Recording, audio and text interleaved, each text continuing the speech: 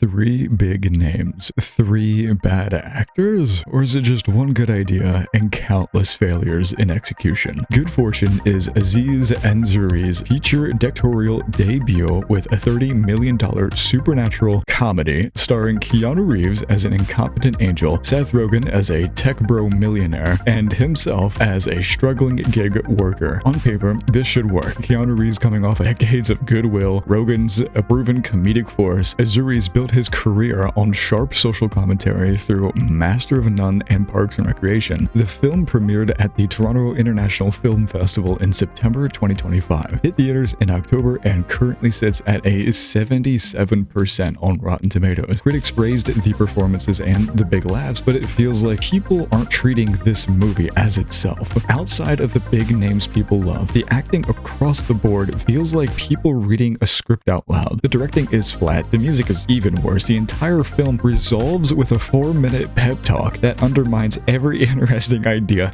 it sets up. This feels like a movie made by rich people trying to convince poor people that wealth isn't actually that great, and if you got rich, you just want to go back to being broke anyway. And I want to know if I'm the only one who walked out of this movie actually thinking it was bad, because it feels like everyone wanted to like it just like me, but couldn't see past the rose-tinted glasses. Let's establish its idea. Good Fortune is a body swap comedy built on a high concept premise. Keanu Reeves plays Gabriel, a junior angel with undersized wings that are just for show, whose mundane celestial duty is preventing texting and driving accidents. Frustrated with his low-ranking bureaucratic position, Gabriel witnesses the despair of Arj, played by Aziz Ansari, a former documentary film editor now living out of his car and scraping by on task sergeant-style gigs, or just Uber Eats. When Arj gets fired by his wealthy employer Jeff, a venture capitalist played by Seth Rogen, who's using Jeff's credit card to pay for a date, Gabriel decides to intervene. He forces Arj and Jeff to swap bodies, believing this will teach them both that money doesn't solve problems and true happiness comes from within. The film was produced by Gabriel Films, Keep Your Head, Yang Pictures, and Oh Brother Productions. With an estimated production budget of around $30 million,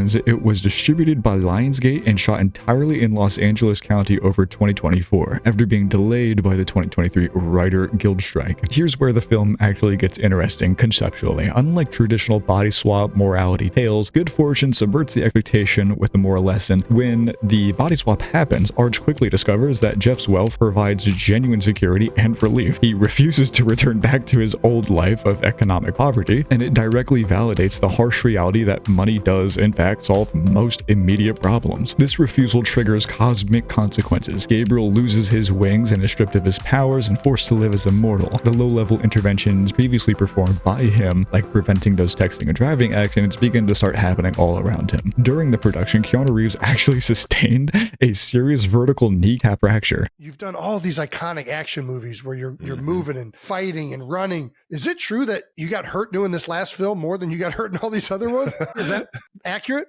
Yep. Well, I was shooting a scene and then I was going back to the dressing room, which was at a residence, and they had a carpet laid down. And then there was a little section, and then I caught my foot and I started to fall, and then I spiked my left knee, and my left fella went like this.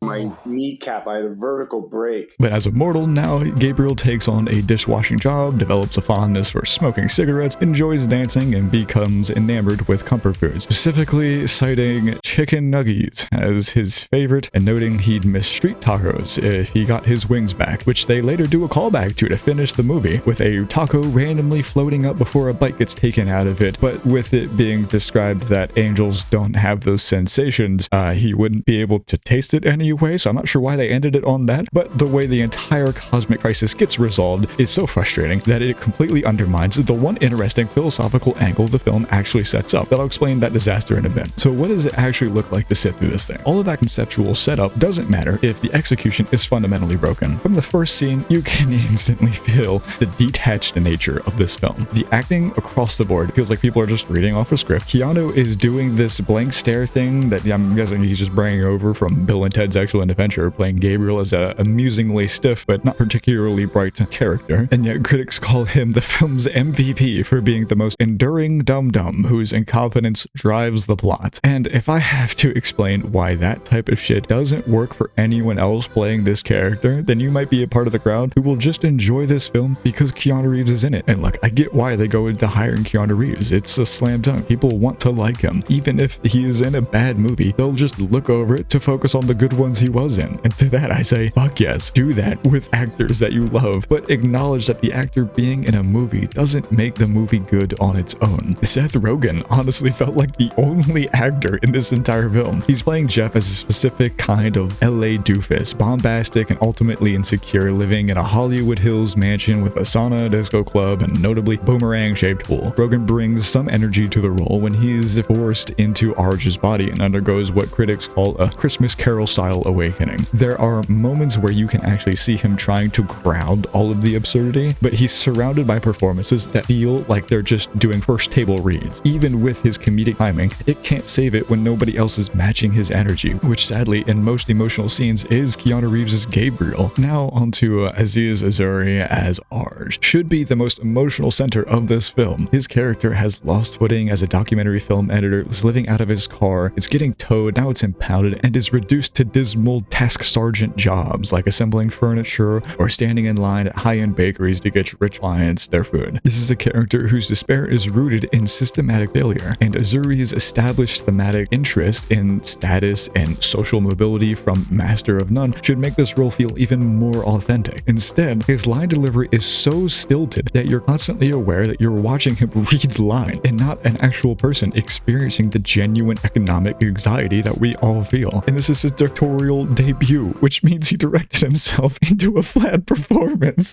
The supporting cast includes Keke Palmer as Elena, Arj's colleague and furniture maker who's actively trying to organize and unionize their workforce at the big box store. Elena's presence is crucial because her commitment to unionizing represents actionable, realistic solution to the economic disparity and contrasting against Gabriel's inefficient, magical intervention. But even those talented actors feel underutilized, relegated to just exposition delivery rather than organic character development or someone who actually is lived in this world. And here's something that genuinely bothers me about this film, and I want to hear what your thoughts on it are, because when I first walked out of the theater, I couldn't stop thinking about how they couldn't have missed an easier message to execute. This film sets up legitimately interesting anti-fable premise. It interjects the sentimental Hollywood notion that the internal virtue triumphs over material necessity. Arj refuses to swap back. Even Gabriel's manager, Martha, admits that money does just solve all of Arj's problems. That's acknowledging the harsh reality that the cost of living crisis and the bleak spell of the gig economy. This film is explicitly stating that magical thinking isn't sufficient to solve structural economic problems. But then it ends completely abandon all of this. The film resolves in a 4-minute pep talk. Arj, who's been in Jeff's body, experiencing the highs and wonders of having riches, suddenly decides to swap back because he should be himself. The film essentially has him say, "Angel, I want you to be you, and I should want to be my broke, miserable, hopeless self. Angel, undo all of the issues, please and thank you." And just like that, everything resolves back to the way it was. Only issue is we had no reasons as to why he should actually want to switch back. This doesn't even make sense on a philosophical level. To abandon good circumstances for worse ones because that's where you belong is not only a horrible advice,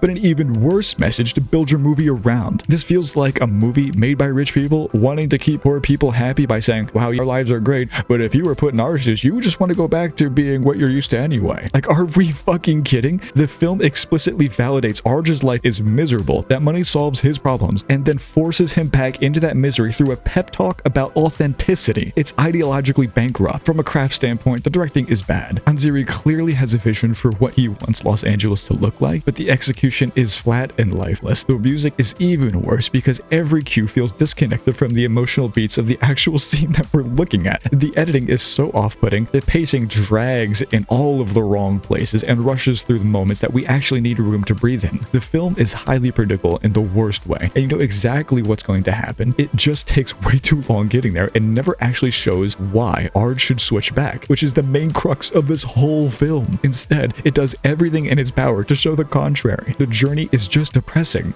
You're watching Arj experience genuine relief and happiness in such a long time, and you know the film is just gonna force him back into poverty again because that's what the moral demands. The whole movie is building toward a resolution that feels predetermined and extremely unsatisfying. I came into this wanting to like it, like a lot of people did when seeing Keanu Reeves. For me, it was Seth Rogen. In my childhood, he's my comic relief as he voices Mantis in Kung Fu Panda. He's always been easy to love, and Keanu Reeves has decades of goodwill built up, and Ansari created Master of None, which apparently people love and I have yet to see. On paper, this should work, but the humor never landed for me. I didn't laugh once throughout the entire movie, and the acting completely took me out of it. The message feels like they're trying to actively convince struggling people that they should be content with their circumstances because your temporary authenticity, that'll change constantly by the way, matters more than security, mating, position, status, or the ability to make the changes you want to see in the world. No, none of that. For me personally, this is a 1 out of 10. The directing's bad. Music is even worse. The acting completely broke immersion. The editing is extremely off-putting, but the film got a point across. And for that alone, I could see this being a 3 or 4 out of 10 for most people. If the humor is your type of humor, maybe you'll find something here, but for me, this felt like a mid-idea paired with big-name actors who'll sign on, consume 70% of the total budget, leave only a couple million for the actual movie because everything looks, sounds, and feels cheap despite a $30 million budget. Good Fortune had the skeleton of something genuinely important to say about the crisis of late-stage capitalism, gig economy, and what to do when you actually gain status. The movie ends with him going out with a girl who wants to unionize, and instead of using his position of power to give fair working wages to his employees or employees of people who are struggling, he just goes for the super shallow route of, wow, look at how much fun I'm having with the riches that I'm doing. Instead of being practical about what he can do, it becomes exactly what it was critiquing. Product designed to make you feel okay about the systemic inequality you now face coming from 3 millionaires. Maybe this was just the right message and wrong multiple people angle, but I'm honestly open to hearing what yous have to say about it. The majority of people say they liked it, and if you're in that camp, what did you actually like about it? I'm interested in hearing more than just the reviews that I'm seeing about this film, so let me know in the comments below and check out my most recent video.